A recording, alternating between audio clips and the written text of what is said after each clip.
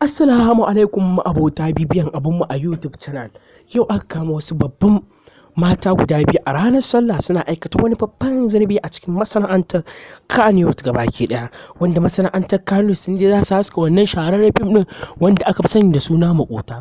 An kama wasu babban jarumai a cikin manya-manyan jaruman masana'antar Kannywood gabaki daya wanda suke yin abin da kwata-kwata bai dace ba a cikin duniya gabaki daya. Shin mu ba musulmai bane ba?